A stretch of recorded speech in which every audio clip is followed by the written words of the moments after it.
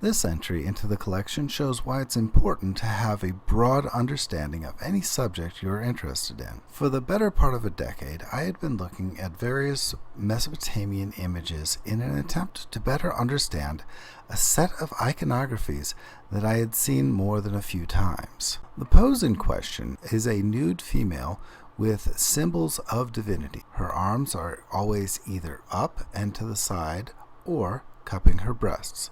Frequently, the figure is standing atop an animal or mythic animal. This is future editing me cutting in here real quick. Also clasped in front, as you can see from these Amorite plaques. At first, I ran across a number of unprovenanced images that were vaguely dated to the Isin Larsa or Old Babylonian, but without much in the way of confidence in those dates. I figured that if I could figure out which city those images came from, that I could determine the identity or identities of the goddess. There were some contenders I was looking at. Inanna, Ereshkigal, and Enlil in particular were noteworthy, but they didn't really fit. Perhaps it's a personal flaw, but making a claim that I couldn't back up or wasn't confident in never really sat well with me. Making a claim where there was little to support it and when there was actually evidence to counter it was right out. Then I was looking into images of the rain goddess Shala, and she had a very similar iconography. Could this be the deity I was interested in? As you can see from this image, Shala is standing atop a winged lion that is spitting lightning. She is nude and in the same general arms up and to the side pose we see in the unprovenanced or looted images seen elsewhere. To the right of the image is a figure on a chariot with his left arm up in the smiting pose. If you remember the significance of the winged lion from the videos on lightning, we can identify the male deity in this image as Ishkur, making the figure atop the winged lion his wife Shala.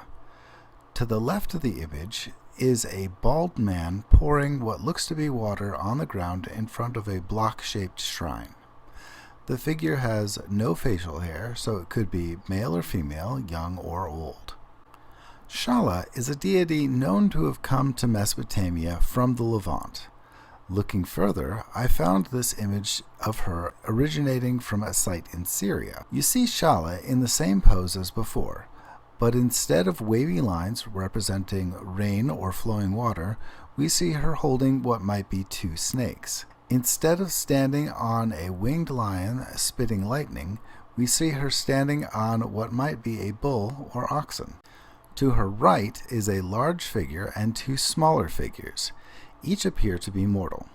I take this to possibly be a king and his attendants, though the iconography of Levantine images often blends styles from many different regions that they traded with, so this leads to some degree of ambiguity. To her left are two figures which might be deities.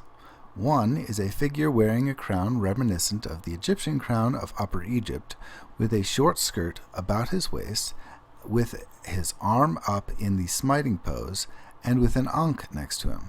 This is possibly the deity Baal Hadad, who is the Canaanite reflection of Ishkur. The crown worn by Baal Hadad is visually similar to that of Egypt when rendered at this size. To that figure's left is a figure in a full-length reed outfit, wearing the horned crown of divinity. The reed garment and the crown are in the Mesopotamian style, but there aren't enough iconographic features to really give a guess as to the identity. This comes from the Walters Museum, by the way. For comparison, take a look at these two colorized images.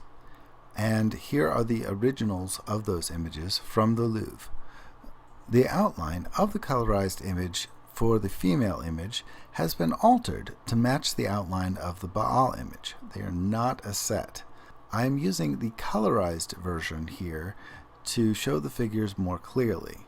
I should also note that the colorized female image has not been identified as any particular goddess or as a goddess at all. you will often find her identified as Asherah, but this is another of those pop culture identifications and not something that the experts have concluded based on evidence. Now here's a question for all of the linguists who watch the channel. Is there a connection between Shala and Asherah?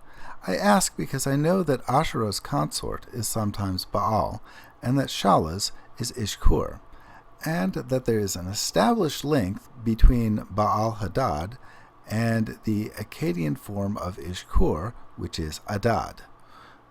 If you drop the A and roll the L into an R, the sound of the name Asherah does superficially resemble Shala. I don't want to just make assumptions about a language I know little about based on similar names, though. I want to know what you guys think and what the experts have studied. I don't want to turn this into another one of those crazy Easter Ishtar things, wherein there is no linguistic connection despite a similar sounding name. For whatever reason, this is a very common pose for deities from the Levant. Here are images of Asherah, Anat, and Katesh. Each is nude with her arms out and up. In some, she is standing on an animal, while not in others, and in some, she has symbols of office in her hands. In others, she does not. This, more than anything else, got me thinking that perhaps there's a reason why we have never found a Mesopotamian site containing images that line up with whoever this goddess was or who these goddesses were. Again, we don't know if it's one deity or many.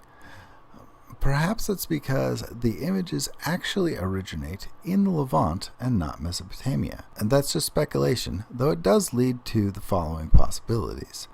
She could be a Levantine deity that has been adopted into the local pantheon in Mesopotamia and has been given Mesopotamian symbols as a result.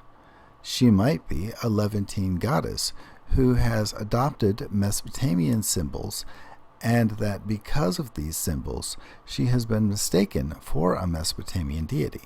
She might even be several different deities who only share a pose and a gender. I would like to explore with you guys a little further, but that can wait for just a little bit longer. Until then, I hope you enjoyed this video, and I will catch you guys all next time. Bye-bye.